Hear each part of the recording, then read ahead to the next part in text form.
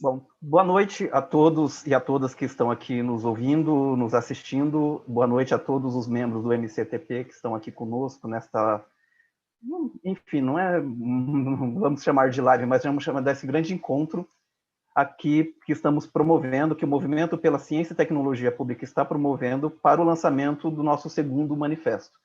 O Movimento pela Ciência e Tecnologia Pública surgiu lá em 2015, para se contrapor ao então Marco Legal da Ciência, Tecnologia e Inovação, que a gente convencionou, o movimento convencionou de chamar de Marco Legal da Ciência, Tecnologia e Inovação, que foi promulgado, enfim. Então, nós fizemos naquele momento, que inclusive deu origem ao MCTP, um primeiro manifesto contra vários pontos desse marco legal, e agora estamos aqui, neste encontro, nesta noite, lançando o nosso segundo manifesto, enfim, que é o que a gente vai discutir, vai apresentar, vai discutir aqui com vocês ao longo deste encontro, ao longo deste momento aqui. E como será esse nosso encontro? Após essa rápida apresentação que eu vou fazer aqui, nós teremos um vídeo curto, elaborado aqui pelo MCTP, com um projeto aí com execução do NETS, que é da Unifesp, que é um dos grupos de pesquisa que faz parte aí do Movimento pela Ciência e Tecnologia Pública. Então, após esse vídeo, nós vamos voltar para as falas rápidas das entidades que ajudaram a criar e fazem parte até hoje aí do Movimento pela Ciência e Tecnologia Pública. Então, cada uma das entidades terá um tempo aí de até 3 minutos, um tempo rápido, para fazer uma apresentação rápida para vocês.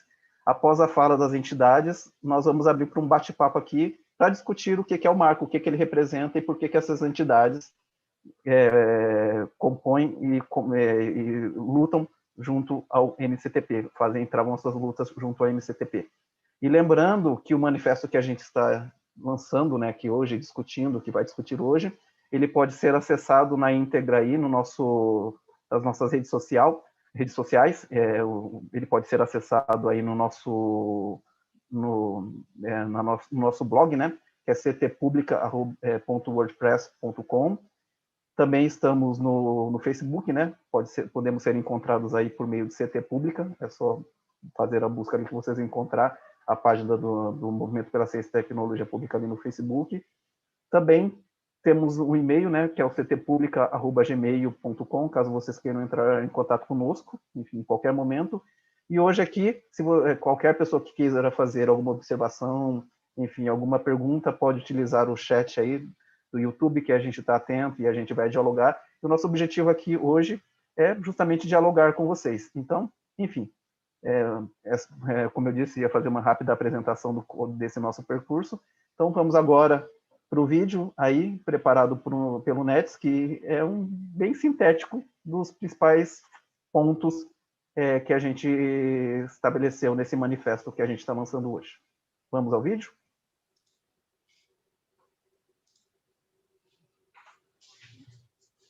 Lutar contra a privatização das universidades públicas. Lutar contra a privatização dos institutos e empresas públicas de pesquisa. Lutar contra a privatização do conhecimento gerado a partir do financiamento público. Lutar pela quebra de patentes para que a sociedade tenha acesso ao conhecimento gerado. Lutar pela democracia e liberdade de expressão nas instituições públicas de ensino superior e nos institutos de pesquisa. Lutamos contra a privatização das universidades. Lutamos contra a privatização dos institutos e empresas públicas de pesquisa. Lutamos contra a privatização do conhecimento. Queremos a quebra de patentes para que a sociedade tenha acesso ao conhecimento gerado.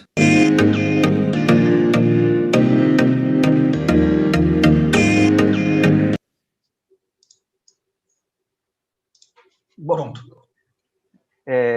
como eu disse, né, era um vídeo bem curto aí, que é bem sintético mesmo, e ele pega os pontos principais aí do nosso manifesto.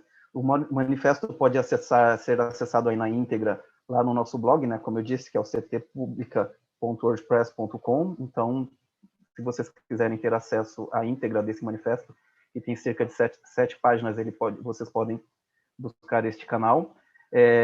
Agora, neste momento, nós vamos, enfim, cada uma das entidades que ajudaram a criar e que fazem parte do MCTP, até hoje, vai ter um espacinho de fala para apresentar um pouquinho da trajetória da sua instituição, né, e o que esse manifesto representa na sua luta. Eu, no caso, enfim, antes de falar de mim, né, que eu sou Rogério, sou representante, eu sou ligado ao Grupo de Análise de Política de Inovação aí da Unicamp, o GAP, né, que foi criado pelo professor Renato Dagnino, lá em 1996. Então, é uma das entidades que ajudou a criar o MCTP. Temos aqui conosco também o Andes, né, a Cris, que é uma representante do Andes, do Sindicato Nacional de Representação dos Docentes. Temos também a do Unicamp, que representa os docentes da Unicamp, a DUSP, o SASP, que é o Sindicato dos Arquitetos do Estado de São Paulo. Temos também representantes aí do NETS, da Unifesp, que foi quem elaborou o vídeo, além de outras tantas pessoas que ajudaram a criar o MCTP, como o professor Macário, né, Pássio Macário, que é da Universidade do Estado do Ceará, que está aqui para bater esse papo conosco. Eu, como representante do GAP, por que esse manifesto, por que o movimento é tão importante para a gente? Como grupo de pesquisa, o GAP, ele sempre se dedicou a estudar a política de ciência e tecnologia. Assim como existe uma política pública de educação, uma política pública de segurança pública, uma política pública de saúde, a política de ciência e tecnologia também é uma política pública. E o GAP, na sua trajetória enquanto grupo de pesquisa, ligado ao DPCT da Unicamp, ele sempre se dedicou a estudar a política de ciência e tecnologia, essa política pública que é pouco percebida enquanto política pública. E, por estudar política pública, entender o que significava o marco legal da ciência, tecnologia e inovação, lá tornado lei em 2016, também fazia parte desse escopo, né? E uma das coisas fundamentais nos estudos do GAP era entender todo esse processo, o envolvimento, sobretudo, da comunidade de pesquisa no processo de elaboração dessa política pública, né, da política pública de ciência e tecnologia. E uma das coisas que a gente sempre chamou a atenção nos nossos estudos enquanto GAP, que é dois aspectos, né, que são muito tratados, inclusive, por muitas entidades. Um deles, que é a própria privatização das instituições públicas, que é a privatização, enfim, das universidades, o saqueamento das universidades, dos institutos públicos de pesquisa, tanto no estado de São Paulo como no Brasil inteiro. Então, tem esse processo de sucateamento e de privatização, né? Sucateamento de um lado, que é acabar com a própria instituição, e de privatização é a transferência dessas instituições para entes privados.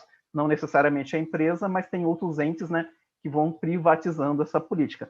Então, sempre dedicamos a estudar a privatização dessas instituições, mas também a privatização do conhecimento, porque além da privatização das próprias instituições ou do sucateamento delas, tem um outro aspecto que é pouco estudado nesse processo todo, que é a privatização do conhecimento, que se dá como?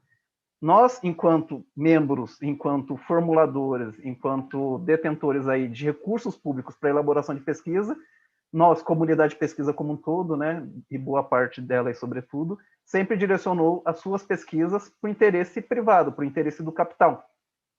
Então, isso é uma forma de privatizar o conhecimento, é de produzir o conhecimento voltado a interesses privados, e não ao interesse público, ao interesse geral do Brasil, como a gente sempre defendeu. Então, essa era uma vertente que a gente também sempre se dedicou a estudar. Então, temos aí duas questões fundamentais que o manifesto trata, né, e que o GAP está envolvido, que por um lado, que inclusive foi tratado nesse vídeo, né, dois aspectos aí, lutamos contra a privatização das instituições de pesquisa, mas também lutamos contra a apropriação privada do conhecimento.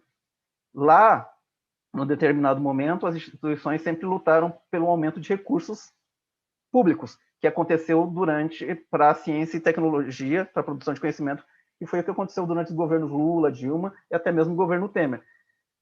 Hoje, e só que o que a comunidade de pesquisa também fez, ela lutava pelo aumento de recurso público, mas também com um marco legal permitia com que a utilização desse recurso público gerasse conhecimento privado. Então, com o que a gente lutava? Sempre lutou, o movimento sempre lutou, com que esse recurso público fosse utilizado para a geração de conhecimento que fosse privatizado, apropriado por entes privados. Então, isso é um ponto muito importante para o MCTP, para o GAP, que é fazer com que os recursos públicos eles sejam direcionados para geração de conhecimento que possa ser voltado a outros fins, aos outros interesses, aos interesses dos movimentos sociais, dos empreendimentos econômicos solidários, enfim, para outros atores que não necessariamente a empresa e não necessariamente, enfim, aqueles empreendedores acadêmicos que formam suas empresas. Enfim, de certo modo, como eu disse também, né, esse é um resumo breve aí do que a gente vai tratar aqui, enfim, nesse curto espaço de tempo. Só quis aqui apresentar para vocês um pouquinho sobre o que o GAP desenvolve, qual é a importância que o MCTP tem para o GAP e o GAP tem para o MCTP. Enfim, e vou passar agora, então, a palavra para a nossa representante aí do Andes, no movimento de Ciência e Tecnologia Pública, que é a Cristiane. Cris. Boa noite a todos e todas, né? É um prazer estar aqui com vocês, representando o Sindicato Nacional aí dos Docentes do Ensino Superior, falando um pouco com vocês dessa parceria, né, entre o MCTP e o Andes Sindicato Nacional, né? Eu saúdo a todos os presentes, né, aqui em nome do Rogério, né, representando aos demais, e já conto, né, com a parceria que a gente vai estar estabelecendo aqui a partir de hoje, para que a gente possa, de forma unitária, né, defender a ciência e tecnologia realmente como uma bandeira, né, que a gente possa efetivamente colocar isso na rua. E aí algumas pessoas às vezes me perguntam, o que o Andes tem a ver, né, com ciência e tecnologia? Por que o Andes está defendendo ciência e tecnologia? Para a gente parece uma coisa tão imediata, tão inerente, mas para o público em geral, às vezes, né, os próprios professores, às vezes, vêm umas perguntas assim. E aí eu fiquei me perguntando, né, poxa, por que as pessoas questionam tanto, né, essa ligação? Então, veja só, as instituições de ensino superior, federais, estaduais e municipais, incluindo aí universidades, institutos federais e Cefetes, juntamente com os institutos de pesquisa públicos, né, são a grande fonte de conhecimento, de produção científica no Brasil. E são também as únicas capazes de desenvolver uma tecnologia voltada para os interesses da população como um todo. Você não vai esperar que isso seja feito, né, a partir da iniciativa privada. Então, não fossem os institutos as instituições de ensino superior e os institutos públicos, os institutos de pesquisa públicos, né, não haveria pesquisa de qualidade no Brasil. São raríssimas as exceções de instituições privadas capazes de gerar ciência e tecnologia usando apenas recursos privados. E quando fazem, são mercado dirigidas, têm pressa e visam apenas o lucro. Ou seja, a população não vai ser beneficiada diretamente por isso, né? Usando dinheiro público para fazer essas coisas. Portanto, é inerente ao Andes, Associação Nacional dos Docentes de Ensino Superior, como defensor da educação superior pública, laica, gratuita, de qualidade socialmente referenciada, neste contexto, também defender a ciência e tecnologia pública. Os ataques às instituições de ensino superior e aos institutos públicos, né, reduzindo a capacidade de desenvolvimento em ciência e tecnologia, estão intrinsecamente associados aos interesses do capital. Isso porque ciência e tecnologia é questão de soberania nacional. Um governo fragilizado, né, uma estrutura de governo fragilizada, facilita a transferência mais ainda de recursos públicos, do fundo público para o setor privado. Com isso, desmonte dos parques tecnológicos públicos, das instituições de ensino superior e institutos de pesquisa públicos, né, além da precarização do trabalho dos servidores e servidoras públicos que atuam nessas instituições, objetivam, de forma geral, afetar a soberania nacional e nos devolver ao colonialismo servil. Esse tem sido o mote, ato contínuo e exacerbado do atual governo federal. E contra ele, fora Bolsonaro Mourão, e em defesa da educação pública e da ciência e tecnologia pública, estamos e continuaremos juntos ao MCTP na luta. O Andes já é signatário do manifesto, né, em defesa da ciência e tecnologia pública. O GT Ciência e Tecnologia, a própria diretoria nacional e vários outros setores do Andes Sindicato Nacional e de suas seções sindicais continuarão construindo juntos ao MCTP a defesa da ciência e tecnologia pública. Nesses tempos de pandemia, não fossem as instituições de ensino superior e os institutos públicos de pesquisa, o cenário que vivenciamos ainda seria pior do que vivemos hoje. Lutar para defender a ciência e tecnologia e as instituições de ensino superior públicas nos permitirá também sair da crise sanitária que vivemos. Neste sentido, as frentes que estão extremamente conectadas, amanhã, 1º de maio, né, a gente devia se juntar e realmente bradar, né, em alto e bom som, por emprego, comida e vacina, Fora Bolsonaro e Mourão, e viva a ciência e tecnologia pública. Obrigada.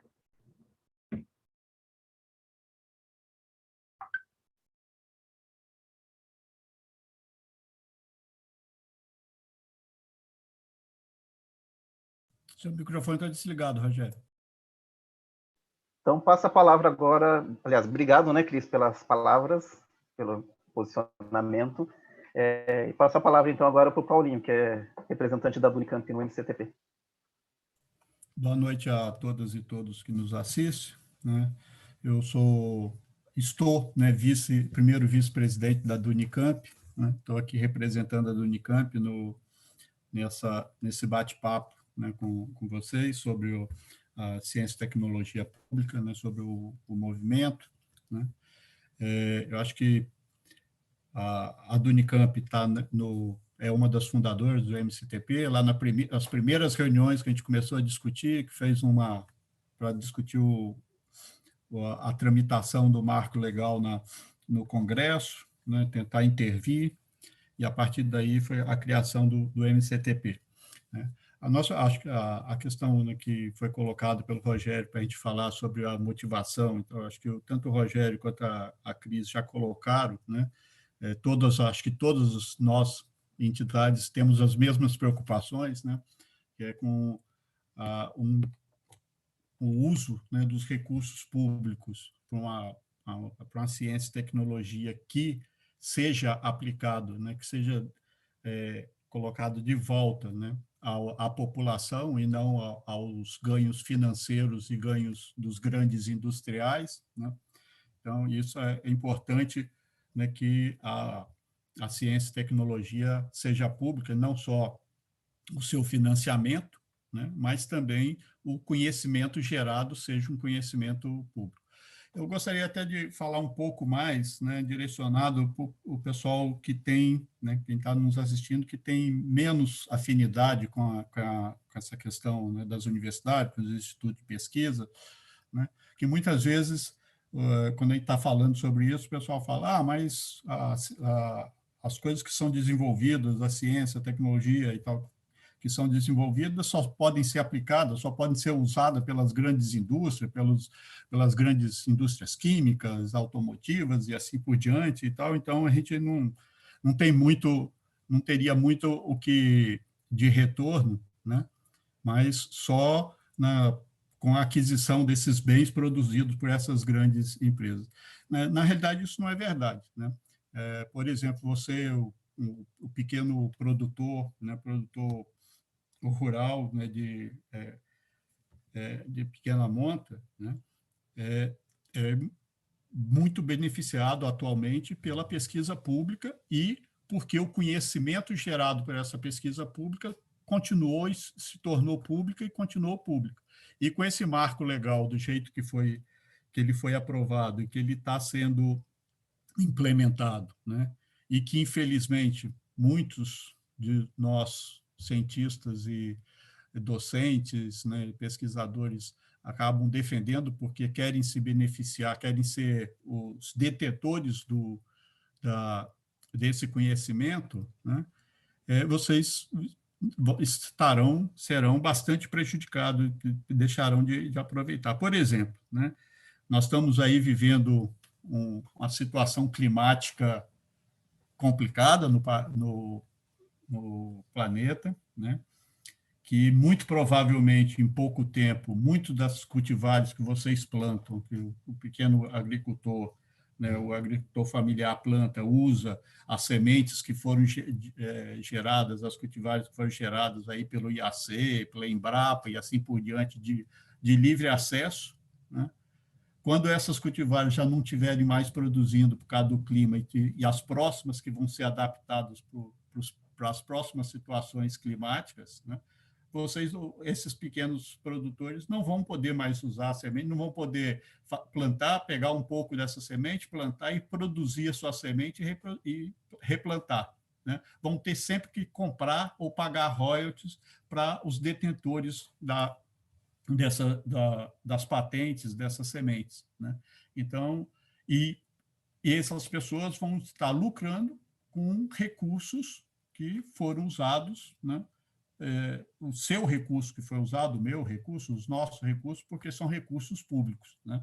Então, na realidade, as pessoas que defendem a privatização, né, do conhecimento, a privatização da pesquisa, eles querem que o governo continue colocando os recursos públicos, mas querem eles serem os detentores de todos os produtos, de todos os resultados dessa pesquisa. Então, isso é muito importante, né, a gente ter em mente e fazendo já até um chamamento aí, a participação, mesmo você que não, né, que não está diretamente envolvido, né, na pesquisa, no desenvolvimento da ciência, da tecnologia, você também deve ter interesse, deve se mobilizar, né, contra esse tipo de coisa que está acontecendo no país, né, essa privatização, principalmente a privatização do conhecimento gerado, né, a partir das pesquisas, com recursos públicos, porque vocês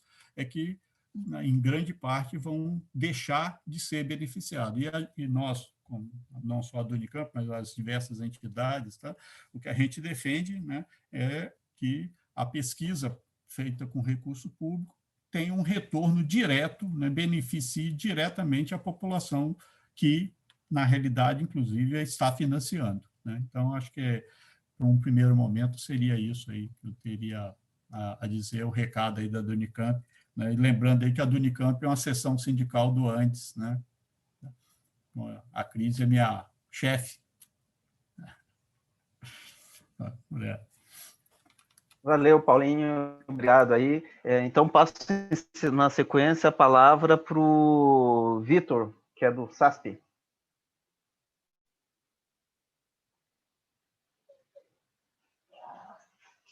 Vitor? Acho que o Vitor deu uma caidinha.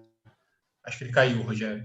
Bom, enquanto ele caiu. Enquanto o Vitor, enfim, tenta acho que resolver esses problemas técnicos, passo a palavra então para o César Minto, que é professor da USP e representante da USP no Movimento pela Ciência e Tecnologia Pública. César?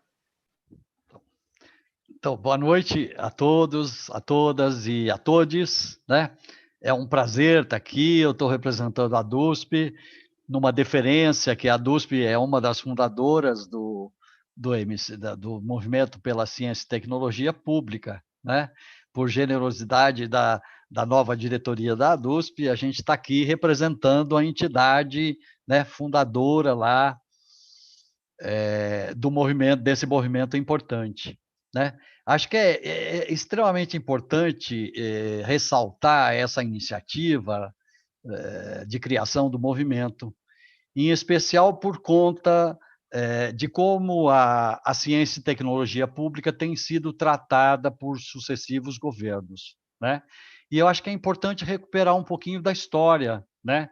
De como é que o marco legal de ciência, tecnologia e inovação foi aprovado, né? Tramitou no Congresso Nacional em 2015 e foi sancionado em 2006, num momento de bastante turbulência política, né? Aproveitaram-se setores, digamos, nunca preocupados com os interesses, com as necessidades, com os direitos do conjunto da população, e muito provavelmente até colegas, né, docentes, pesquisadores, acreditando que estavam fazendo o melhor, né, para o desenvolvimento da ciência, do conhecimento público e tudo mais. Ocorre que aprovou-se a toque de caixa um referencial, né, que acabou por, digamos assim, regulamentar várias atividades que eram realizadas pelas universidades públicas, pelos institutos públicos de pesquisa, em geral, no caso das universidades, por fundações privadas ditas de apoio, que, na verdade, se apoiam nas universidades públicas para realizar as suas atividades, muitas delas lucrativas, né? Então, este movimento criado naquele momento e que agora aparece com um maior vigor, esperamos, né? E é extremamente importante para dar continuidade a essa luta em defesa, sobretudo, dos interesses dos direitos públicos, ou seja, dos interesses do conjunto da sociedade, né? Eu acho que isso é extremamente importante a gente recuperar, né? Eu acho que é importante que as pessoas recuperem, conheçam os documentos produzidos pelo movimento em defesa da ciência e tecnologia pública, desde que foi criado, e que possam se inteirar, inclusive, da produção toda do ANDE, Sindicato Nacional, que deu continuidade, ou que foi um grande impulsionador nessa luta contra, ou melhor, em defesa da ciência e tecnologia pública, né? Em especial, o ANDES tem documentos que vão desde cartilhas de acesso primeiro das pessoas, até cadernos com fundamentações mais, digamos, mais aprofundadas para subsidiar o conjunto da categoria e o conjunto da sociedade nessa luta que a gente desenvolve em defesa da ciência e tecnologia pública, né? Eu acho que no primeiro momento é isso, suponho que no segundo momento nós vamos ter condição de estar conversando e agregando contribuições para a continuidade dessa luta extremamente importante e de interesse de toda a sociedade brasileira. Boa noite a todas, todos e todos. Obrigado, César. Bom, o Vitor voltou. Ele caiu, espero que ele não tenha se machucado. Não, espero também não cair de novo. Estou sem internet, estou usando aqui a internet do celular. Então passa a palavra para você, Vitor, como representante do SASP. Ok. Boa noite a todas, todos, amigas, amigos e colegas, né? O SASP está completando esse ano 50 anos de entidade. Nós nascemos no bojo da luta pela democratização, em 71, e por incrível que pareça, mas que todo mundo acha, mas arquitetura não é arte, né? Arquitetura é pura tecnologia. Isso que incentivou a gente vir a participar do movimento. E dizer o seguinte, que na década de 50, 60, a arquitetura brasileira, a arquitetura moderna, ela serviu de produto de exportação e divulgação da ciência e tecnologia nacional, né? E depois, isso na época do nacional desenvolvimentismo, infelizmente veio o golpe militar, né? Bem infelizmente, e o desmonte da arquitetura ela começou justamente na base das universidades, né?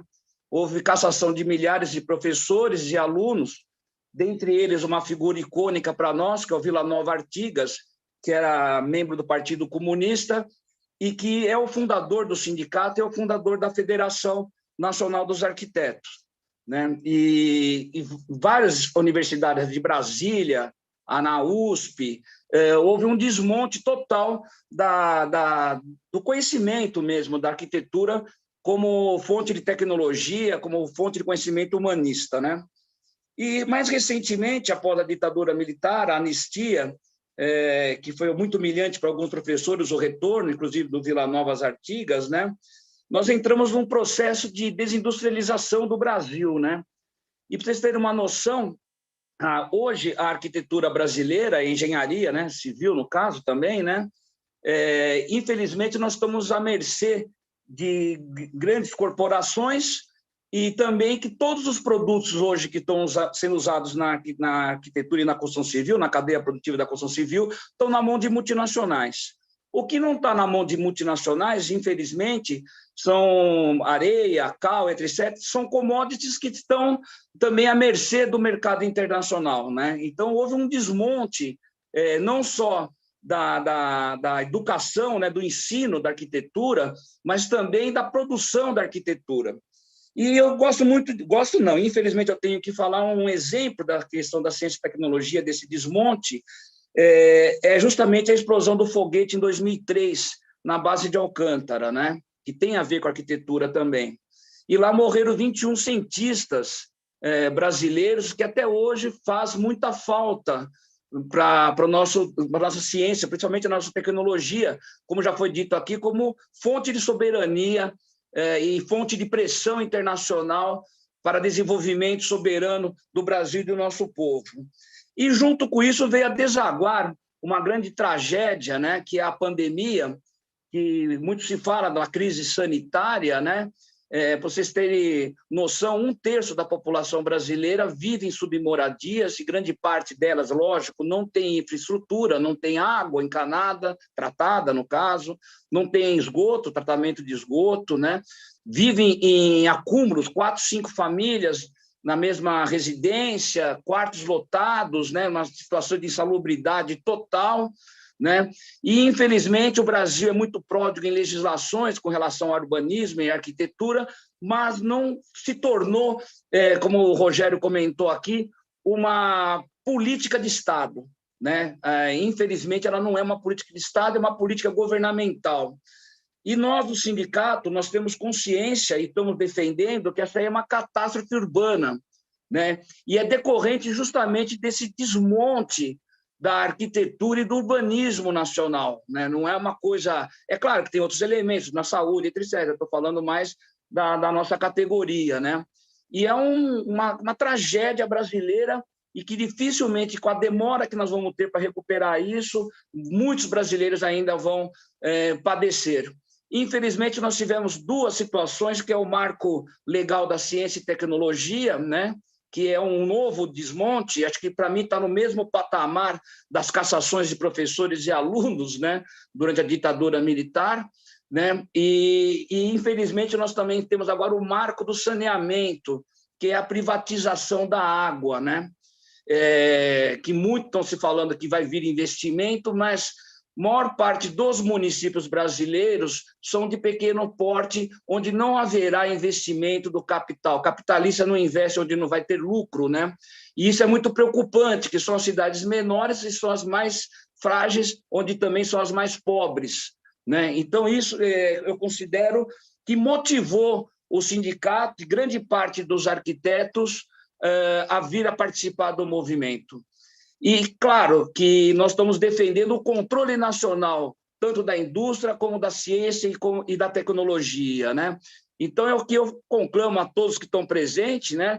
Que venham lutar conosco no nosso movimento e que nós vamos ter que vencer essa batalha da pandemia, vamos fazer a vacina brasileira, inclusive, e nós vamos ganhar também essa nova batalha, porque com o povo brasileiro eu vou dizer o seguinte: vamos para frente, vamos ocupar os canteiros de obra, construções, campos, escolas, universidades e as fábricas. Obrigado, pessoal, e estou aqui preparado para o bate-papo. Se eu sair, eu já volto com a internet que voltou. Tá bom, então. Obrigado, Vitor. Passo, então, a palavra ao professor Macário, companheiro aí desde o início do MCTP, professor da Universidade do Estado do Ceará, Estadual do Ceará, né? Macário. Olá, boa noite. Muito obrigado, Rogério, por facultar a palavra. É uma satisfação estar com todos vocês que são do Andes, ou da diretoria do Andes, o Rogério, que é pesquisador dessa seara de CIT, e todos estes que estivemos ali na fundação do MCTP, ainda no ano 2015, né? Quando a gente estava travando as batalhas ali em torno da Emenda Constitucional 85 e do Marco Legal de Ciência e Tecnologia, que se configurou aí na Lei 13.243, que é de 2016. É uma satisfação enorme estar falando aqui de Fortaleza. De fato, sou professor da Universidade Estadual do Ceará. Me sinto muito honrado em participar desse relançamento do novo manifesto, né? O manifesto atualizado do MCTP. Eu já tive a oportunidade de ler o manifesto, está um primor, acho que levanta as questões mais emergentes nesse campo. Como o momento é de grande crise e de uma certa derrota da nação, do povo, e principalmente uma derrota no campo da ciência e tecnologia pública, o manifesto oferece uma barreira do tipo lutar contra, e quando a gente vem propor, já é lá no final, porque, de fato, para a gente propor algo hoje, nós temos que desmontar aí toda uma agenda regressiva que foi entabulada, que foi instituída no país. Então, parabéns a vocês, a todos nós que continuamos nessa batalha. Bom reencontrar aqui César Minto, a Cris, o Paulinho, você, Rogério, que estávamos ali desde o surgimento desse movimento importante. Eu tenho a impressão que nós estamos diante de uma situação em que o que o companheiro Vitor, do SASP, falou há pouco, é o que se põe para nós. Né? Hoje, meio termo já não nos ajuda muito. Qualquer luta que nós empreendamos hoje, ela mexe com as estruturas sociais, com as estruturas econômicas, com a estrutura, afinal, política, de poder político instaurado no país. Que não tenhamos medo de dizer isso. Né? Pensar hoje a CIT no Brasil é pensar no controle público, no controle social sobre esse bem que agora, com a pandemia, se mostrou um bem da mais alta importância, um bem vital, né? do homem mais comum, do campo, da cidade, até o cientista, há a nítida impressão, a nítida convicção de que a produção de ciência e tecnologia é um elemento básico da vida social e da melhoria de vida do povo. Então, vamos agarrar esse momento com esse vigor que todos aqui demonstram. Muito obrigado pelo convite, Paulinho, obrigado a vocês por estar aqui nesse momento com vocês. Passa a palavra, Rogério. Obrigado, Macário, pela presença aqui, né, a presença de todos. Antes de iniciarmos propriamente esse bate-papo, né, porque na sequência aqui vamos discutir alguns pontos do manifesto, eu vou pedir para o Fernando, que é o nosso apoio técnico aí, e obrigado, Fernando, também, né, por estar aqui conosco, para projetar a nossa página. Então, aqui é a página do MCTP, enfim, estamos transmitindo esse evento pela nossa página ao vivo. Enfim, pedir para ele entrar aqui no nosso manifesto, para que as pessoas possam ver o que é esse manifesto que estamos lançando hoje. Enfim, aqui dá acesso a um link, né, um formulário virtual aí, que as pessoas, enfim, podem aderir ao manifesto. Hoje, nós estamos com mais de 60 signatários a esse manifesto, dentre instituições e professores, pesquisadores, enfim, do Brasil inteiro que estão aderindo a esse movimento, a esse manifesto. Então, você que está nos assistindo aí, também pode acessar a página do movimento, acessar esse link aí, também ter acesso à íntegra do manifesto e ser um signatário. Então, enfim, aqui. E acho que uma coisa muito importante que todos disseram aqui, que o movimento que surgiu... Fê, pode voltar para a sala. Uma coisa que é muito importante, que todos disseram aqui, é que quando o movimento surgiu, lá em 2015, nós estávamos discutindo, enfim, ainda o projeto de lei, que depois virou lei, que é do Marco Legal da Ciência, Tecnologia e Inovação. E até aquele momento, o que a gente... Enfim, qual que era das nossas principais bandeiras? Era fazer com que o marco, primeiro, viesse a se tornar uma lei, e tornando-se uma lei, que ele promovesse, de fato, uma privatização de dois pontos tocados aqui por todos, que é muito fundamentais nessa nossa trajetória, que é a privatização das instituições públicas e também do conhecimento gerado pelas instituições públicas. Então, eram duas lutas fundamentais e que o marco ele incorpora esse caminho, né, de privatização das instituições públicas. Até aquele momento, até 2015, 2017, 16, 17, até 2000, enfim, começo de 2018 aí, o caminho era recursos, havia recursos para a ciência e tecnologia, só que esse recurso, a comunidade de pesquisa, o alto clero da comunidade de pesquisa, ou esse mantra da inovação, queria cada vez mais recurso para a produção de conhecimento, cada vez mais recurso para a ciência e tecnologia, só que o caminho seguinte, né, era chegar esse recurso, aumentar o recurso, só que esse dinheiro, para o alto clero, né, nesse mantra da inovação, carreava esse recurso para privatização. e privatização tanto das instituições quanto do próprio conhecimento. O marco, ele possibilitava que, no lugar das instituições públicas, fosse ocupado por organizações sociais, que é uma forma de privatizar as instituições e também o conhecimento produzido por essas instituições. Então, com o marco, nós lutávamos contra essas duas questões, né? Privatização das instituições e também do conhecimento produzido. E defendíamos que as instituições continuassem públicas e produzindo conhecimento para outros entes, que não essa questão do mantra da inovação da empresa, colocar a empresa sempre no centro da geração do conhecimento. Nós sempre aqui defendemos que existem outros entes que devem ser colocados no centro da produção do conhecimento. E aí, com o governo Bolsonaro, né, com o atual governo, o que ele fez? Se até então nós lutávamos contra a privatização das instituições e do conhecimento, o governo Bolsonaro ele veio no início aqui da cadeia e cortou o recurso. Então, o recurso que existia para ciência e tecnologia, que estava sendo, a gente lutava contra a privatização desse recurso, agora o recurso não existe mais. O que o Bolsonaro fez foi cortar o recurso. Se antes, no governo Lula e Dilma, nós tínhamos um caminho de privatização das instituições e do conhecimento, enfim, até o governo Temer, o governo Bolsonaro ele acaba com tudo isso. Esse percurso voltado à privatização, enfim, ele deixa de existir. Por quê? Porque o governo Bolsonaro ele vai minando, ele vai solapando, ele vai acabando com as instituições de pesquisa quando ele corta todos os recursos que até então existiam para ciência e tecnologia. Então, enfim, só fiz essa fala rápida aqui porque foram dois pontos que apareceu bastante na fala de todos, né, das instituições que cada um aqui representa, que é essa questão da privatização do conhecimento e a privatização das instituições de pesquisa. Bom, se mais alguém aqui quiser complementar, falar, está aberto para o nosso diálogo.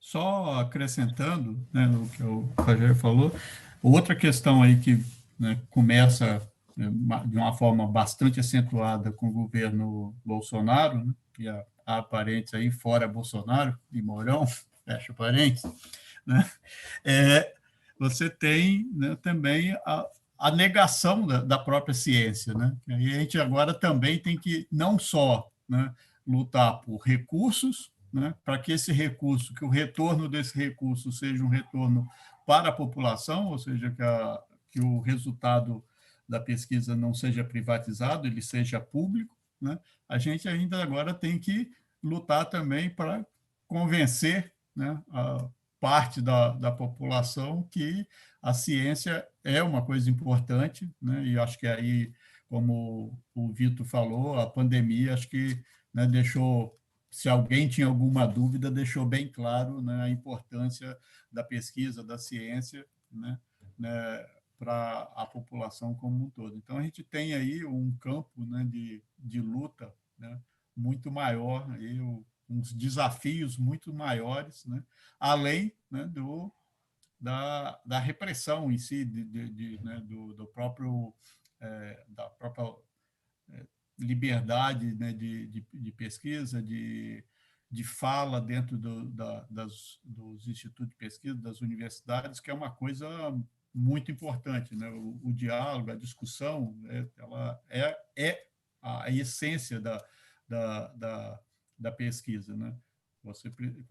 Você tem aí, com esse governo, né, uma pressão, né, contra tudo isso, né?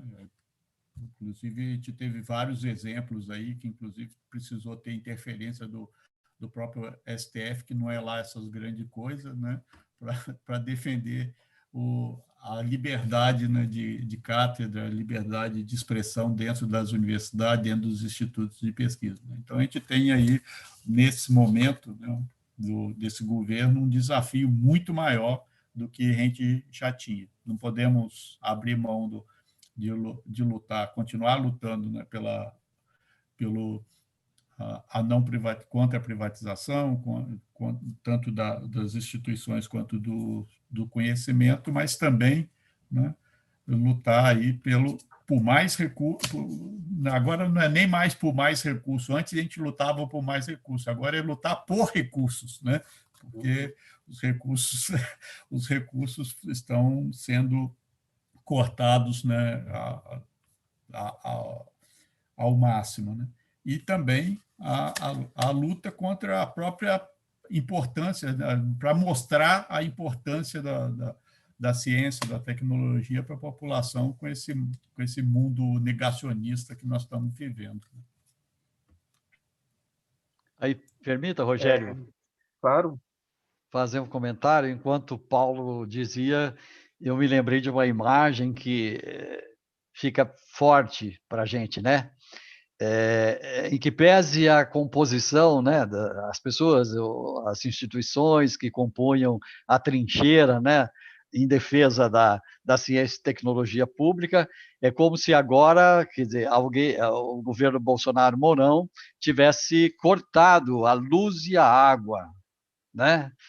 Porque o que significa retirar os recursos? Né? Você corta a forma de subsistência, né? E a defesa fica, a necessidade da defesa da ciência e tecnologia pública, ela se torna ainda mais premente e a gente espera com isso que ganhemos novas contribuições, né? Que outras pessoas, setores, instituições se somem nesse movimento em defesa da ciência e tecnologia pública, né? Mas acho que essa imagem é muito forte e acho que não é exagerada do nosso ponto de vista. Eu acho que essa imagem, César, eu acho que também, enfim, quando você me falou, quando a gente iniciou lá o MCTP, a gente lutava para que a água e a luz fossem utilizadas para outros fins. A gente lutava para que a água fosse utilizada, enfim, para a agricultura familiar, para os empreendimentos solidários, enfim, para esses outros entes. O que o Bolsonaro fez foi cortar a água mesmo, né? Se antes a gente lutava, não, precisamos ter mais água, queremos mais água, mais luz, só que não queremos usar essa água para o agronegócio. Tem outros entes que precisam dessa água, e nós, enquanto pesquisadores, vamos usar nosso conhecimento para fazer com que essa água chegue cada vez melhor, de mais qualidade, para esses outros atores sociais, movimentos sociais, empreendimentos econômicos solidários, enfim, que é o que a gente acredita e que deva, e não para a empresa, para o agronegócio. Aí o que o Bolsonaro fez? Cortou a água, cortou a luz, né? Eu acho que essa imagem aí, talvez ela reflita bastante, enfim, essa discussão, né, entre quando a gente começou lá em 2015 e o cenário atual, né? E daí, por isso, o lançamento desse outro manifesto, enfim. Mais alguém quer? Acho que, Rogério, se você me permite, você me ouve? Ouvimos. Tá. Acho que é uma imagem muito representativa, César. Talvez eu incluiria aí o gás também.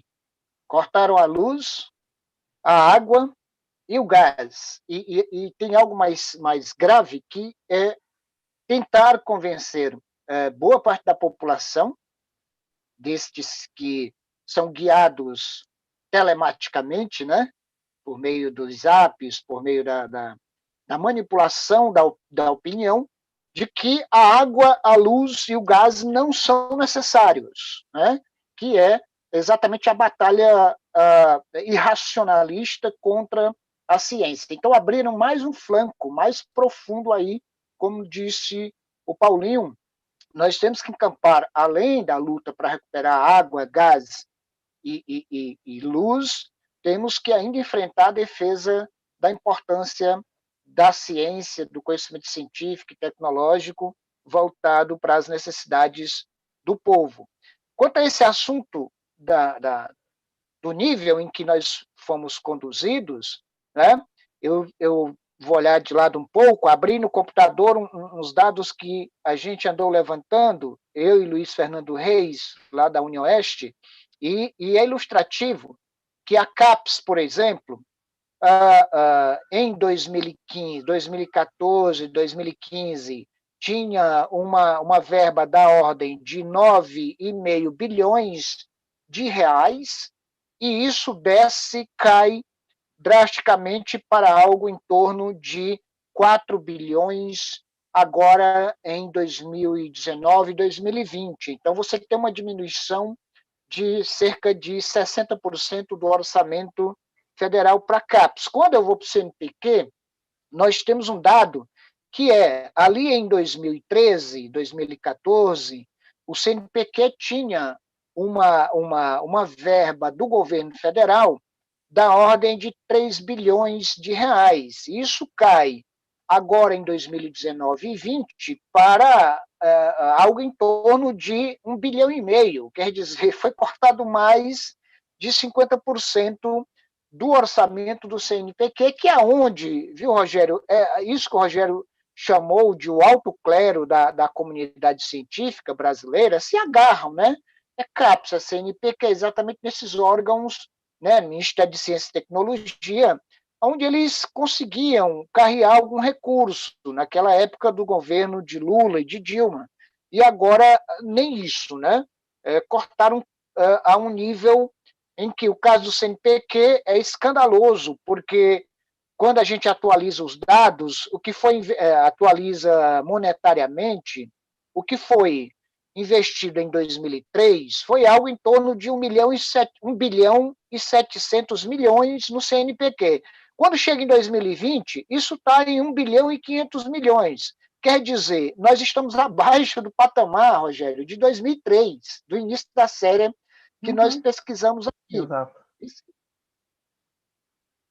Rogério, você ia falando. Exato. Não, segue. Um outro órgão, um outro elemento desses dados que levantamos, eu trago aqui nessa noite, é quando a gente pega a função ciência e tecnologia como um todo dentro do orçamento federal, né? Repito, isso é uma pesquisa que desenvolve junto com o professor Luiz Fernando Reis. O que a gente encontra ali? Em 2003, nós tínhamos algo em torno de 5 bilhões de reais na função CIT. Esses valores foram crescendo, foram sempre numa crescente, com uma queda pequena, 2011, 2012, e depois ele recupera e chega a um pico aí de 15 bilhões e meio de reais na função CIT. Ora, quando chega em 2019 e 2020, isso cai para a ordem de 6,7 bilhões, algo em torno de o quê? Uma queda aí para quase apenas 30%, 40% do que se gastava em 2015, isso está investindo hoje. Quer dizer, cortaram a luz, a água e o gás mesmo, viu? E o gás. Uhum. Sem dúvida. E o próximo é o oxigênio. Pois é. Cris, a Cris está ali nos acompanhando, parece que ela quer falar. Pois é, eu estava pensando nessa história do oxigênio, aí o Paulo tocou. Já cortaram o oxigênio também, já está morrendo gente por falta de oxigênio, né? Essa questão da ciência e tecnologia pública, dos servidores públicos de forma geral, né, que trabalham na saúde, na educação e também na ciência e tecnologia, se tornou algo mais próximo da população em geral, né, com a questão da pandemia.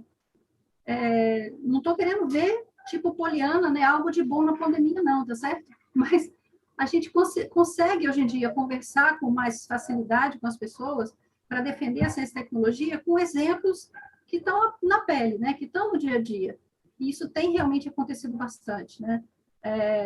Tem alguns alunos, por exemplo, da saúde, eu sou professora da área da saúde na UFPB, né, aqui na Paraíba, que acham que ciência e tecnologia é só coisa de engenharia, que é coisa né, do outro lado. E aí, quando a gente começa a falar em patente de vacina, que tem que quebrar, né, para que o benefício chegue até a população, quando a gente fala que tem que ter o dinheiro para poder pesquisar a vacina, né, que não fica pronta assim de imediato se eu não tiver um empenho, se não tiver uma pesquisa prévia por trás, né? E era isso que a gente estava discutindo umas vezes, com a turma de medicina uma vez e dizendo para eles, vocês acham que uma empresa privada, né, por mais que esteja usando recurso público, vai ter paciência de esperar, né, todos os estudos necessários para a produção de uma vacina sem saber se vai dar certo, né, e ficar aguardando lucro nesse contexto? Não faz. Né? Então, aquela ciência que efetivamente interessa a população, ela precisa de tempo para ser feita, ela precisa de investimento, ela precisa de construção coletiva para isso, para que ela seja referenciada socialmente. né? E a pesquisa privada não tem esse foco, não tem jeito. Né? Então, é a pesquisa pública que efetivamente pode, como eu falei, né, inicialmente, nos tirar dessa crise sanitária que a gente está vivendo agora. E o Brasil precisava acordar para isso. Né? E juntos, eu acho que a gente pode chegar lá. E nesse contexto da unidade que eu falei agora há pouco, já tem me incomodado um pouco a dificuldade que o pessoal da saúde tem para lidar com ciência e tecnologia. Né? E eu acho que valeria a pena a gente começar a fazer essas pontes também, sabe? Gostei de ver a arquitetura aqui, né, que é uma coisa que também as pessoas tratam muitas vezes, né, como se não fosse tecnologia. Eu trabalhei muito tempo na atenção básica e a gente aprendeu que tem a tal da tecnologia leve, leve, dura e dura, né? E a tecnologia leve, que depende muito mais do envolvimento humano, que é uma tecnologia possível da gente desenvolver, né? Ela é o mote de trabalho realmente da saúde. Então, acho que a gente precisa fazer com que as pessoas entendam que a tecnologia está no nosso dia a dia, o tempo todo do nosso lado, né? E que se ela vier em benefício do povo, ela é bem-vinda, né? E deveria ser às custas de recurso público. Acho que quanto mais a gente disseminar essas ideias e conversar com a população, só lucro a gente vai trazer, né? Para essa luta, não para o capital. Era só isso mesmo, Rogério. Eu acho que você, inclusive... Claro. Não, mas pode falar, eu falo logo na sequência. Não, por favor, fale, eu falo na sequência. Não, que é só falar, enfim, ela trouxe um ponto também importante que está no nosso manifesto, que é a questão da produção de patentes, né? A questão das patentes. Sim. Tanto a quebra, né, que é um dado que a gente traz sobre a importância da quebra de patentes, justamente nesse momento, e isso está sendo bastante discutido, né? A quebra de patentes, sobretudo de vacinas e de medicamentos voltados ao tratamento da Covid. Quanto a gente também discute no nosso manifesto sobre essa questão da própria produção de patentes por universidades. Hoje, no Brasil, quem mais patenteia são as universidades. Lá em 2012, se eu não me engano, o professor Renato Dagnino e eu escrevemos um artigo que o título era mais ou menos assim: universidades patenteiam mais que empresas. É para comemorar? Por quê?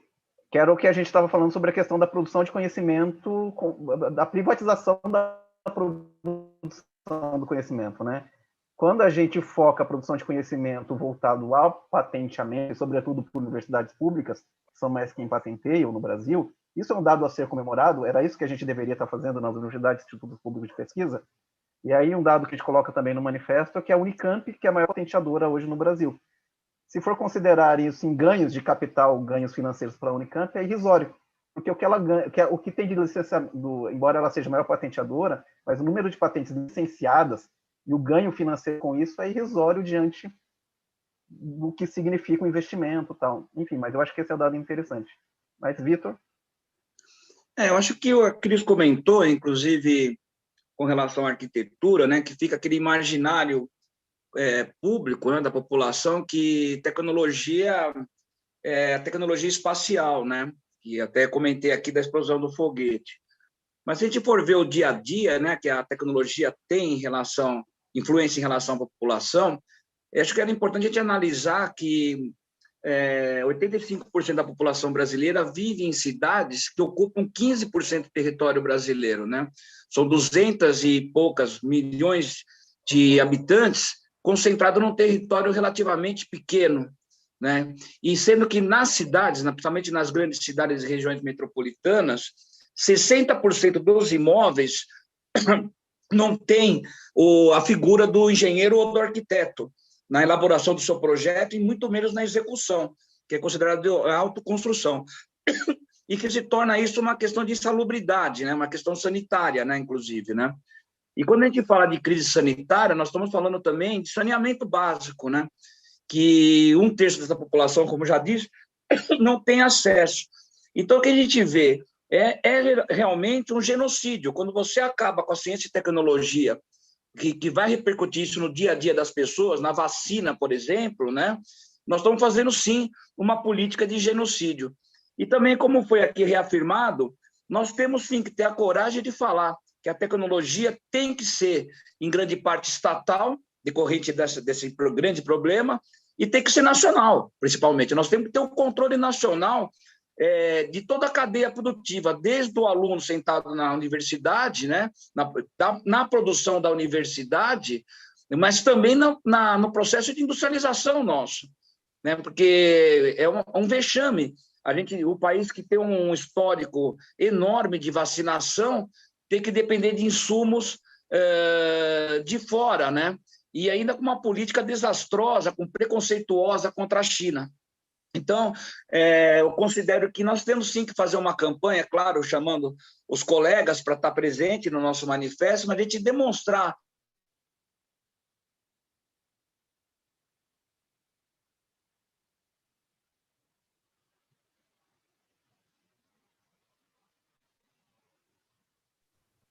internet. Será que Victor É caiu? tecnologia que dá trabalho.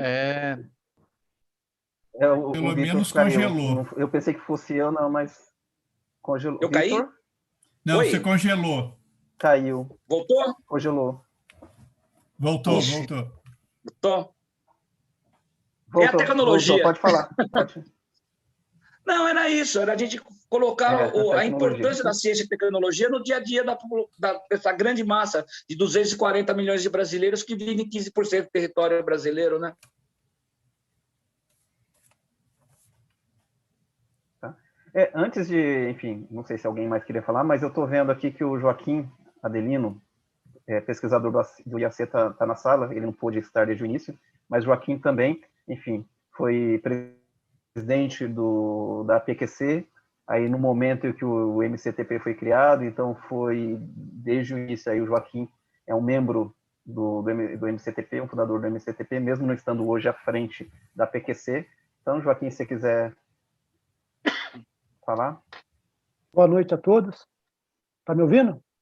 Boa noite, Joaquim. Estamos ouvindo. Estamos. Eu estava no link errado. Mas vamos lá. Bem, de tudo que vocês falaram, em resumo, a falta de recurso público joga o pesquisador e o professor no colo da empresa, certo? Porque pesquisador e professor não fica parado, ele quer trabalhar. E aí ele vai trabalhar para as empresas. Não tendo recurso público, ele vai fazer pesquisa que interessa às empresas. E as empresas só interessam em tecnologia, para ganhar dinheiro rápido. Ela não interessa na ciência. E sem ciência não existe tecnologia. Então, a hora que acabar o estoque nosso de ciência, não vai ter como gerar tecnologia. E eu vou dar um exemplo na minha área, que, vamos dizer, a cultura da soja, que é uma das culturas mais tecnológicas que existe, né? Só que todo o investimento que foi feito para que a soja fosse plantada no Brasil foi investimento público, desde o início da introdução, depois da tropicalização da soja.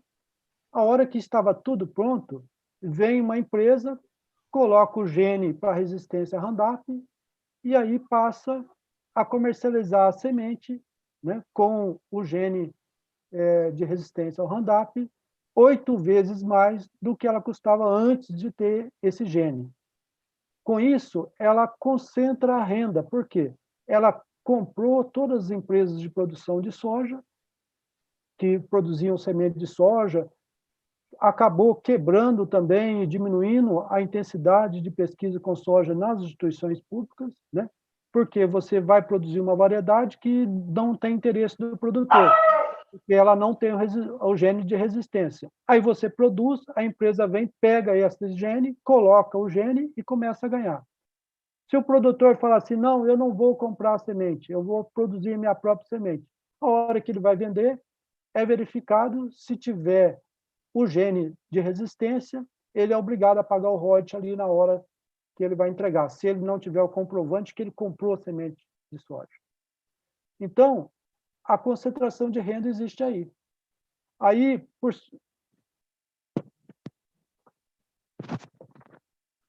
só para mostrar que a gente tem saída, vem a cultura do açaí, que emprega milhares de pessoas, né?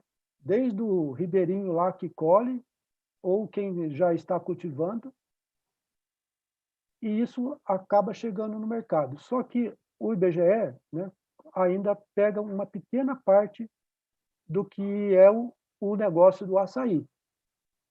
Só que, se a gente tivesse 20 culturas igual ao açaí, 20 culturas sustentáveis, que emprega gente, que distribui renda, nós não precisaríamos termos a soja, que só degrada o ambiente, que concentra renda e que é um produto de exportação, não que seja ruim, mas o dinheiro que todo o insumo gasto para se implantar a cultura da soja, das máquinas, os defensivos e a semente, estão tudo na mão de multinacionais. E esse recurso acaba indo para o exterior, né? Então, é possível mudar, é só usar a tecnologia, né? É só aplicar dinheiro em conhecimento que é possível a gente ter uma mudança, uma transformação. Mas, para isso, é preciso de investimento de dinheiro público, né? É preciso que as instituições públicas funcionem, e não como estão hoje, todas elas lutando. Os institutos de pesquisa do Estado de São Paulo, existe mais de 50% de cargos vagos, ou seja, estamos trabalhando com menos de 50% do nosso poder. Além de que não temos funcionários, estamos com 10, 15% de vagas ocupadas, 85% de cargos vagos, né? E isso demonstra que e isso é proposital, né? Não é só problema de governo que não quer investir. As próprias empresas não querem, porque elas querem vender a tecnologia delas, né? Então, é isso que nos faz lutar por esse movimento, que é preciso que tenhamos recursos públicos para termos liberdade e independência. Obrigado. Obrigado, Joaquim. Eu acho que o Joaquim, enfim, retoma aí a questão que a gente vem discutindo já desde o início, né? Que, enfim, a imagem que o César nos trouxe aí sobre a água, a luz, e que o Macário completou com a questão do gás e a Cris com a questão do oxigênio, né? Enfim, até quando o movimento surgiu, nós de fato, né, lutávamos para dinheiro, mas dinheiro voltado a outros fins, que é o que o Joaquim coloca aí. Todos nós sabemos, né, que nós precisamos de muita ciência e tecnologia para a inclusão social, para promover a inclusão social. Só que o conhecimento que a gente precisa gerar para essa inclusão social, diferente do que estava sendo feito, né, que enfim, se lutava por cada vez mais recursos para ciência e tecnologia, mas, como o próprio Marco demonstra, esses recursos estavam sendo voltados para fins privados. Então, a gente surge enquanto movimento justamente porque a gente sabe que esse recurso, né, tem que ser utilizado para outras, enfim, com pesquisas, como o Joaquim trouxe aí, com outros focos, que não esse fim de privatização. Enfim, então eu acho que essa é uma questão fundamental aí, né, que a gente vem tratando, né, saber que ciência e tecnologia é fundamental para a inclusão social, para os interesses sociais, né, para aumentar a inclusão, mas que não é o conhecimento tal qual ele vinha sendo produzido, né? Nós defendemos aqui uma outra trajetória, outros entes, né, na produção do conhecimento. Quem entrou? Alguém mais quer?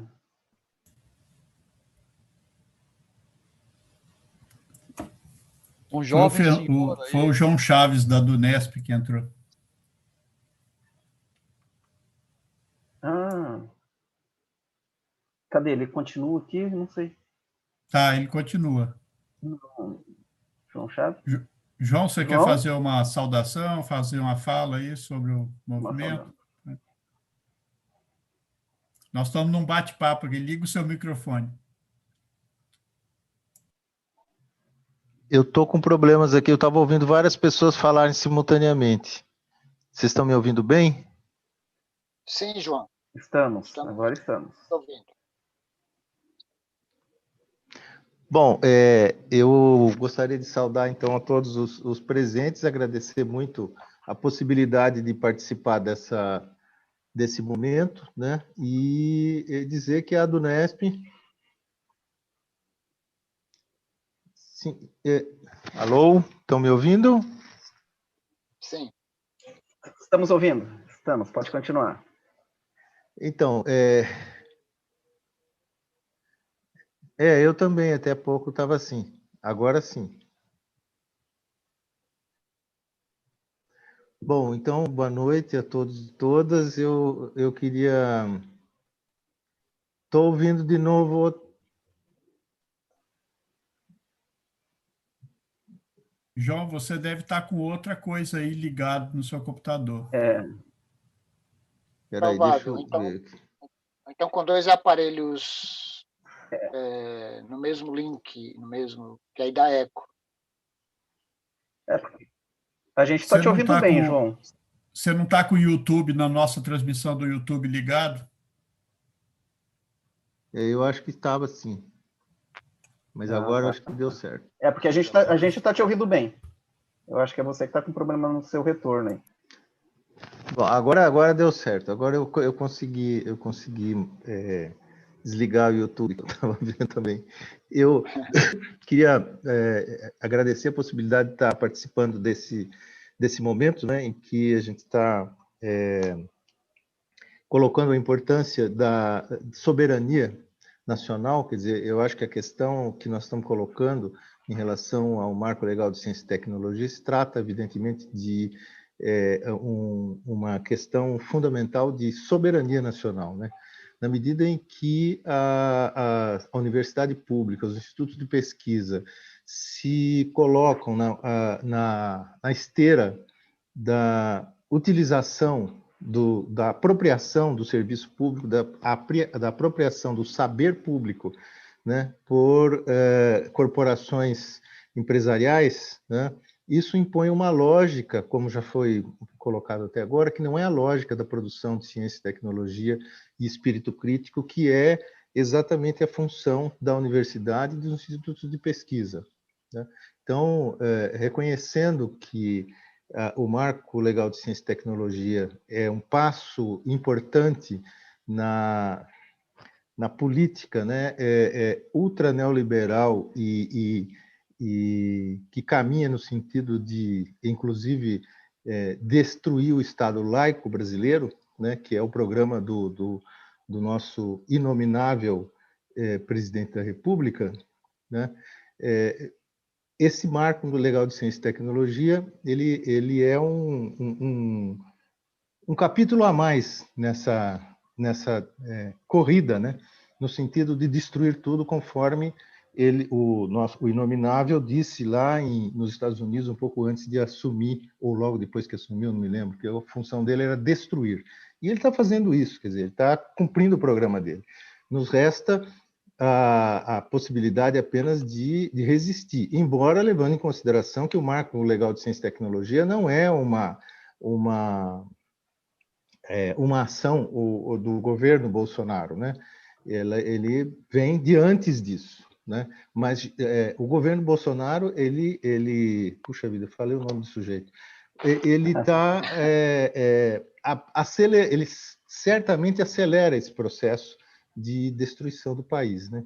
Então, a Adunesp, consciente de que é assim que as coisas estão acontecendo, houve por bem assinar esse documento e se juntar a todas as entidades que resistem, né, ao ataque à soberania nacional, e estamos aqui juntos por isso. Então, mais uma vez, eu queria dar meu abraço, infelizmente, virtual a todos os que estão presentes e dizer que estamos juntos nessa luta. Muito obrigado. Obrigado, João. Dado o adiantado da hora, passo a palavra para vocês para fazerem as últimas considerações, pode ser? Pode. Eu vou começar, então, quem é que está aqui na minha última telinha, pelo Macário. Depois o Vitor. Tá bom. Obrigado. Já posso pegar a palavra? Pode, tá me ouvindo? pode. Tá, pode falar.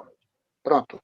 Muito rapidamente, queria lembrar que o momento da pandemia traz também a possibilidade de a gente defender a coisa pública com muito fervor, mais fervor ainda. Veja, quem está dando algum encaminhamento possível ao problema tanto da contaminação pelo vírus, como a hospitalização e tratamento dos doentes, como está colocando sua inventividade para a produção de vacinas, é exatamente o setor público. Então, não existe a possibilidade de termos uma sociedade desenvolvida, uma sociedade moderna, em que o setor público não seja um dos principais protagonistas da produção de ciência e tecnologia. E esse caso da pandemia acho que prova isso muito bem. Mas prova também que nós vivemos uma crise que nos deixa envergonhados. Como é que um país que já desfrutou da condição de sexta maior PIB, sexta maior economia do mundo, hoje deve estar entre 12 e 13, os 12 ou 13 maiores, tem um gargalo de não ter matéria-prima e insumos para a produção de vacinas, né? Tem um gargalo como o da indústria hospitalar, que não permitiu até aqui, que não tem a produção de aparelhos como respiradores, ventiladores, quer dizer, e que as universidades públicas e alguns outros institutos públicos correram para acudir, né? E nesse último ano deram um exemplo de cidadania, de solidariedade, de trabalho e de inventividade, criando, inclusive, alguns equipamentos assim na base da emergência. E hoje nós temos ventiladores sendo utilizados em vários hospitais produzidos em universidades públicas brasileiras, né, que se viram na iminência de ter que produzir algo do zero, de ter que adequar, inclusive, materiais outros ainda não testados para produzir esses ventiladores e esses respiradores. Eu saio daqui, portanto, com... Eu gosto de lembrar uma revista do Andes, acho que é a de número 58, se não estou enganado, em que uns pesquisadores do Butantan, da Fiocruz, são 3 ou 4 pesquisadores, fizeram uma discussão e publicaram nessa revista do Andes, sobre a produção de vacinas, né?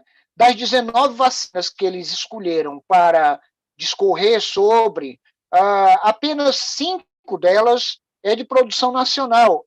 14 daquelas 19 que são de amplo uso na sociedade brasileira são ainda patenteadas, desenvolvidas por laboratórios estrangeiros, e eles revelam o seguinte: olha, esses institutos do Butantan, do Manguinhos, a Fiocruz, nós temos condições não só de pessoal técnico, mas temos já as condições técnicas em geral para produzir essas vacinas que há muito tempo são desenvolvidas no sentido da transferência de tecnologia, pagando royalties altíssimos para laboratórios estrangeiros que detêm a patente dessas vacinas, e sob a política de transferência de tecnologia. Com isso, eu vou concluir dizendo que o que está colocado para nós é a necessidade de retomarmos o debate de CIT vinculado ao debate da nação. O que está havendo é um saqueio da nação, uma destruição nunca vista. Não é possível você comparar isso aqui que está havendo agora com o que ocorreu na ditadura militar, em termos de produção de CIT, em termos de soerguimento da nação enquanto nação desenvolvida. Não é possível comparar. Só é possível comparar nos arrobos do atraso, da criminalização e na vontade desse inominável presidente em instaurar uma ditadura de tipo militar aqui no país. Mas no restante não se compara, né? Está havendo uma destruição da nação, capitaneada por esse Paulo Guedes, por esse presidente e por sua equipe. Então, a produção de CIT hoje, o problema de CIT, de pesquisa, de desenvolvimento e das próprias universidades públicas, hoje se ligam diretamente a esse projeto de nação. Nós temos que acordar para isso e começar a postular isso em todas as nossas conversas, né? Não tem mais como propor financiamento descolado de uma agenda regressiva no seu conjunto, que tem que ser vencida, tem que ser superada. Então, deixo aqui mais uma vez meu abraço, Rogério, a todos vocês, e meu muito obrigado por esse espaço. Obrigado, Macário. Passo a palavra ao Vitor, então.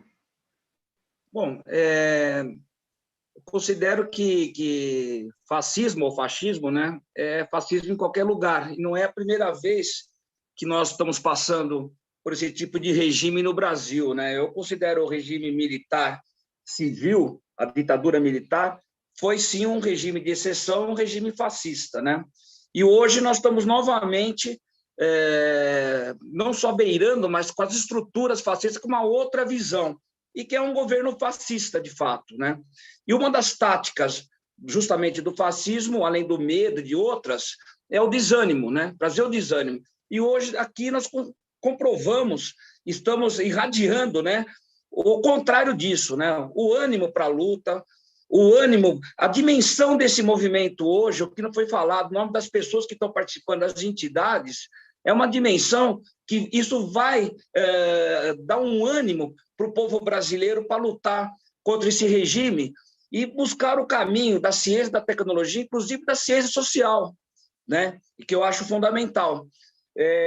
Então, eu considero que eu saio extremamente animado, mais animado, vamos dizer assim, porque nunca fiquei desanimado, porque para lutar contra esse tipo de gente, você tem que estar com precaução, mas animado, né? E eu acho que essa reunião de hoje, o manifesto que nós estamos lançando hoje, é, sim, uma grande luz na luta contra esse regime, esse desmonte, como já foi colocado aqui, esse desmonte, essa entrega do Brasil às forças imperialistas e neocolonialistas. Eu considero que é uma vitória esse movimento, já sai vitorioso daqui, e com certeza vai ter mais gente agregada, mais sindicatos de trabalhadores agregando, e nós vamos conseguir chegar na vitória, companheiros. Obrigado aí pela participação e o espaço do SASP, né? E a importância de ter arquitetura e urbanismo como tecnologia. Obrigado. Obrigado, Vitor. Passa a palavra a Cris.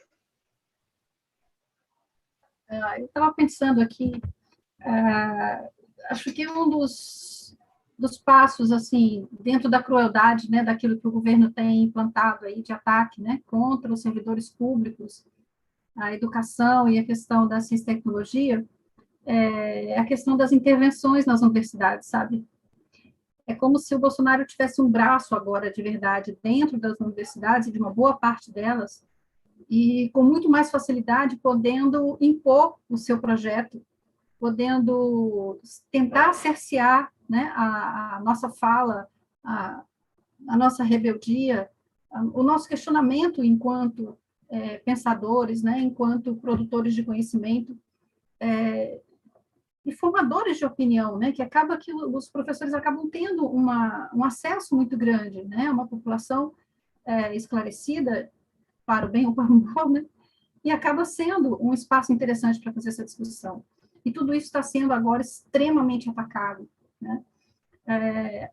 A entrada de tecnologia privada, né, na questão do ensino remoto, da gente estar usando Google, a gente está usando ferramentas que podem colocar a gente exposto, né, de forma aviltante para o mundo todo, são, assim, ataques que a gente não poderia nem imaginar e que, às vezes, a gente nem percebe, né? O próprio uso do WhatsApp, a gente não sabe para onde é que vai aquilo que você está falando, as redes sociais, a gente não tem mais controle de nada, então, assim, o próprio conhecimento, como a gente tem passado para os alunos nesse período remoto, também começa a ser questionado, né? Cadê aquela vivência, aquela experiência do dia a dia, onde a ciência, onde o conhecimento é construído? Isso tudo está em questionamento por conta dessa situação que a gente está vivendo, pela pandemia de um lado e pelo negacionismo do governo pelo outro, né? E aí, quando ele consegue colocar, né, uma pessoa que defende esses princípios genocidas, negacionistas do governo dentro da própria universidade para gerir, vocês não têm ideia do caos que é isso, né? E eu falei para vocês que antes desse evento eu estava lá numa reunião conjunta, né, dos dois comitês contra a intervenção da UFCG e da UFPB, e a gente vê o prejuízo que é ter à frente de uma universidade alguém que carrega esses princípios do nosso governo federal, sabe, para dentro da universidade. É muito ruim. Então, essa é mais uma luta que a gente tem que fazer também, é recuperar a autonomia das universidades e recuperar a possibilidade da universidade ter a sua democracia respeitada e construída, né, internamente. isso também vai favorecer com que a ciência e tecnologia possa seguir, porque a universidade, enfraquecida como a gente está, às custas do que o governo está fazendo com a gente, está ficando realmente muito difícil, né? Então, apesar do Vitor, né, que me antecedeu, está tão animado, eu estou realmente, não sei se é pelo cansaço de tanto trabalho na frente da tela, né? Hoje eu estou o dia inteiro, desde 8 horas da manhã, ontem a mesma coisa, né? Acho que muitos de vocês aqui devem estar com isso também. Mas a gente precisa realmente encontrar forças, né? E juntar. Acho que na minha fala também eu chamei a atenção da questão da unidade. Acho que nesse momento, aparando arestas que a gente não precisa conversar agora, né? Olhar para frente e ver o que nós precisamos fazer agora. Derrotar esse governo, né? Revogar a EC 95, né? A Emenda Constitucional 95, a famosa PEC do teto, né? E lutar para que a gente possa recuperar a ciência e tecnologia e a educação pública no país, conforme a gente tem defendido, né? Pelo menos aí nas últimas 40 décadas. E a gente está aqui para isso, né? O ANDES está junto com o MCTP para isso. Obrigada. Viu? Obrigado. A gente que agradece, Cris. Tá. A gente que agradece. Muito obrigado. Joaquim?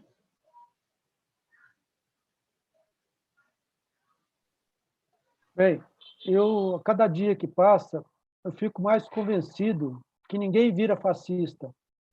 Para mim, nasce fascista. E, infelizmente, por quê? Porque existe fascista em todas as classes. Porque, como a Cris acabou de dizer, né? Não tem como conhecimento mudar um fascista. Infelizmente, ele nasceu. Eu não consigo acreditar, porque na convivência que a gente está tendo desde quando ele se candidatou, a gente tem visto e lutado contra eles. E a gente não pode parar, porque se nós pararmos de lutar e pararmos de... Eles dominam, mesmo sendo poucos, mas dominam, né? Então, é preciso que a gente continue nessa luta, e quando a gente estiver cansado, a gente levanta de novo, toma um ânimo e vamos para cima, porque a luta é grande. Mas podemos não vencer, mas teremos a consciência que lutamos. Obrigado, boa noite a todos. Obrigado, Joaquim. César?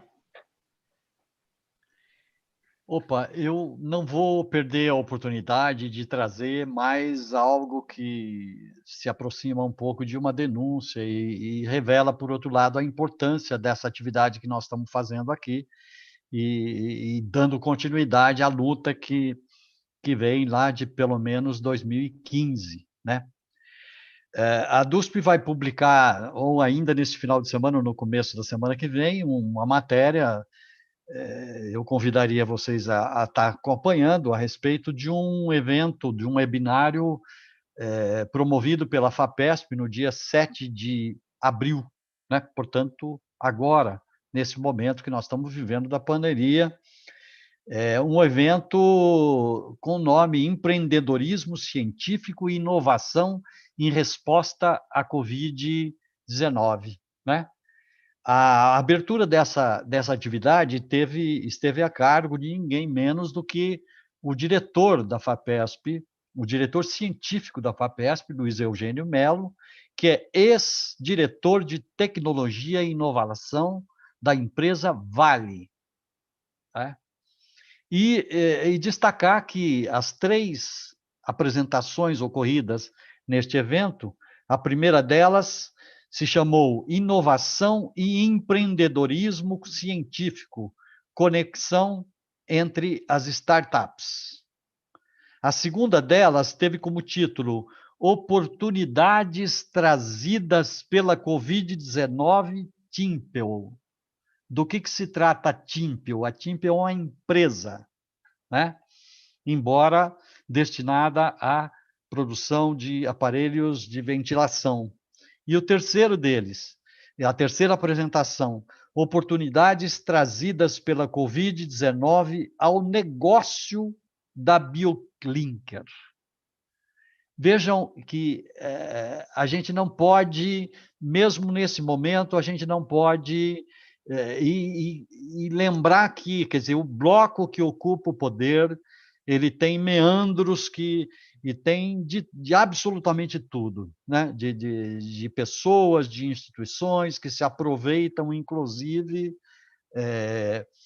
aparentemente, num sentido de boa vontade, de contribuição com o social, mas promovendo eventos que, como deu para ver pelos títulos infelizes, digamos assim, mas eu acho que eles são bastante reveladores de qual é que é a lógica de funcionamento no atual estágio capitalista que nós estamos vivendo, né? E de como é que se aproveitam setores, né? Que ainda a gente defende, por óbvio, defendemos a FAPESP e tudo mais, mas temos que ser muito críticos no que diz respeito à condução que tem sido dada, como este exemplo que a gente está trazendo, né? Com isso, eu termino dizendo que eu não sou pessimista, eu sou otimista, acho que a gente precisa apostar em que se organizando para enfrentar essa pandemia que aí está e essa situação geral, né? Que nós precisamos, nós não podemos baixar a guarda em momento algum e estar extremamente atento aos vários segmentos da sociedade que compõem o bloco no poder, mesmo que eles aparentemente estejam do nosso lado, né? Mas eu acho que é muito importante essa visão crítica e o questionamento, a disponibilidade de estar enfrentando essa situação, para a qual eu acho que essa atividade vai contribuir, né? Foi um prazer estar aqui, estar batendo nesse bate-papo, que poderia ser mais ameno, mais interessante, mais divertido, mas acho que ainda assim tem uma contribuição social extremamente importante, né? Boa noite aí a todas, a todos, que demos continuidade a isso. Obrigado, César. Passo a palavra ao João.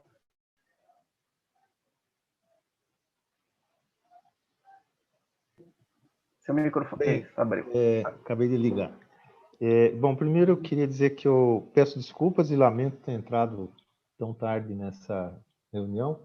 Isso se deve basicamente ao meu semi-analfabetismo eletrônico, né, que eu fiquei perdido no meio das coisas aqui para conseguir entrar, e fui salvo pelo César Minto, que me ajudou a conseguir entrar. Então a culpa da minha entrada é dele.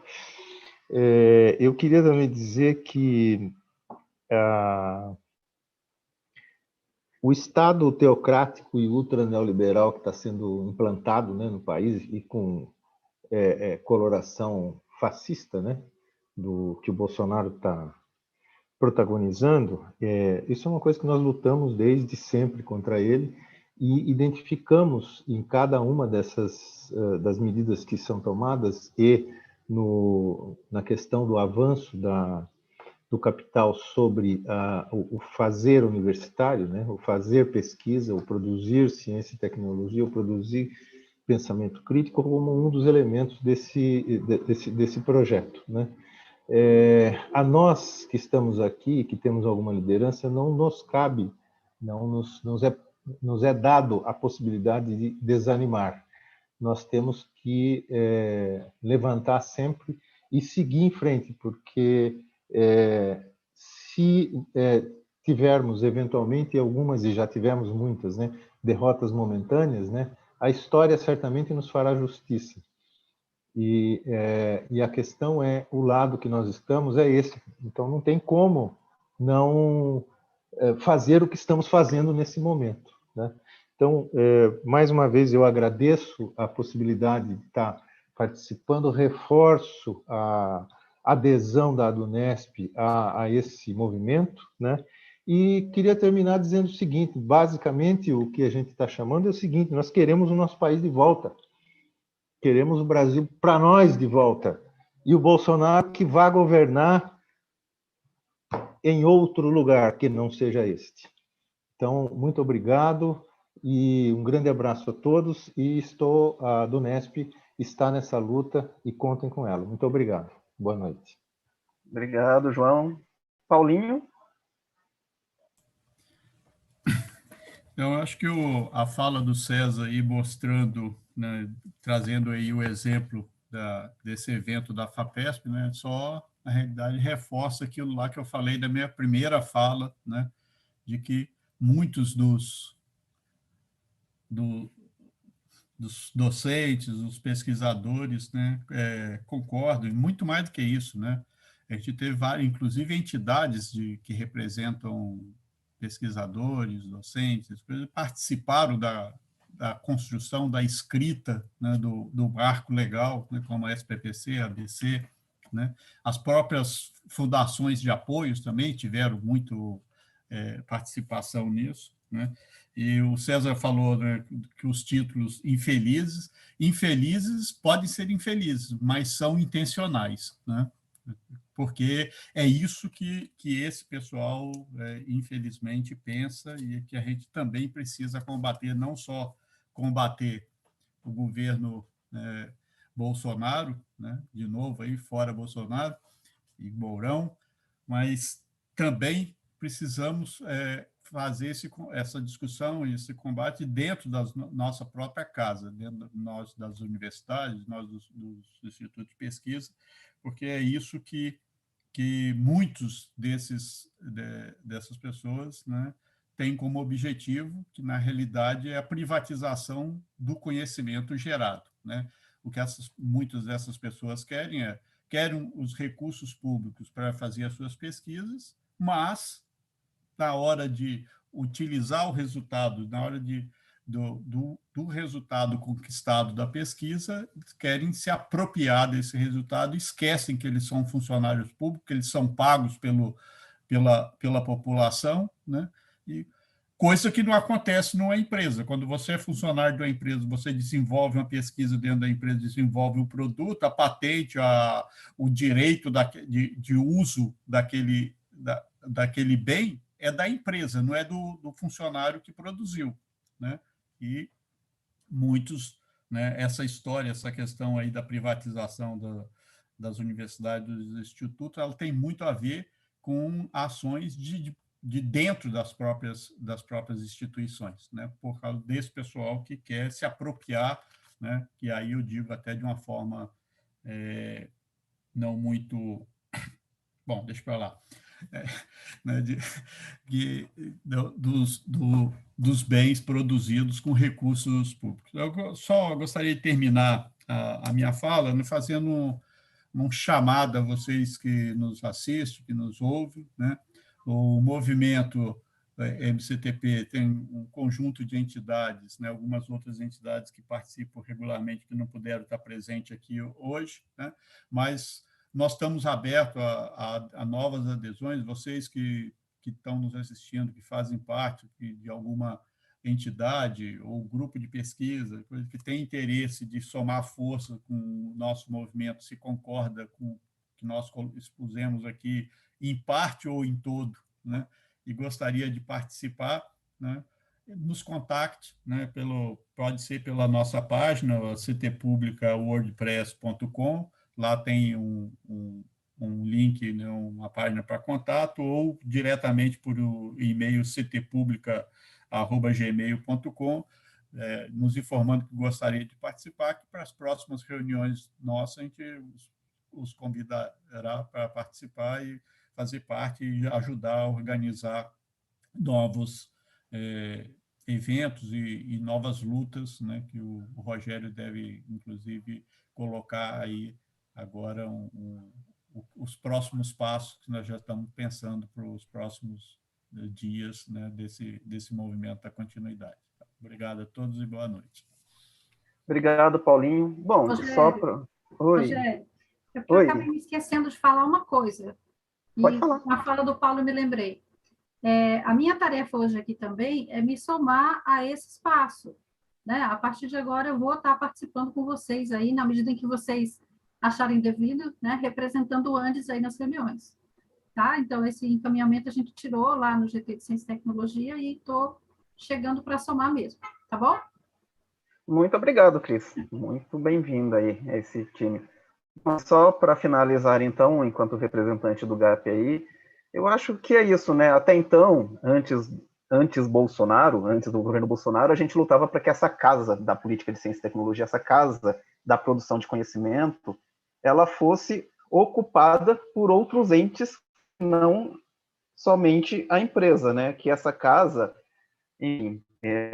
aí que, enfim, com essa ligação de água, luz, oxigênio, tal, que ela fosse ocupada não só pela empresa, mas que ela tivesse dentro dessa casa outros movimentos sociais, empreendimentos econômicos solidários. Por quê? Porque até então essa casa só reservava um puxadinho, um quartinho para esses outros entes que não a empresa. Então a gente até então lutava para que a casa, dentro desta casa, tivesse outros entes que não a empresa, tivesse os movimentos sociais.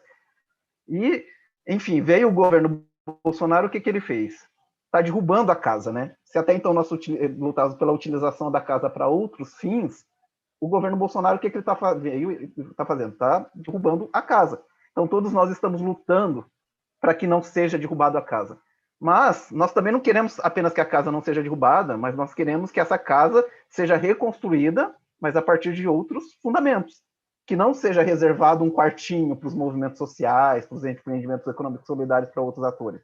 Não é o puxadinho a que esses atores têm direito e as empresas ocupando toda a casa. Não, nós queremos que esses outros atores sociais sejam fundamento da casa, estejam dentro da casa, ocupem a casa,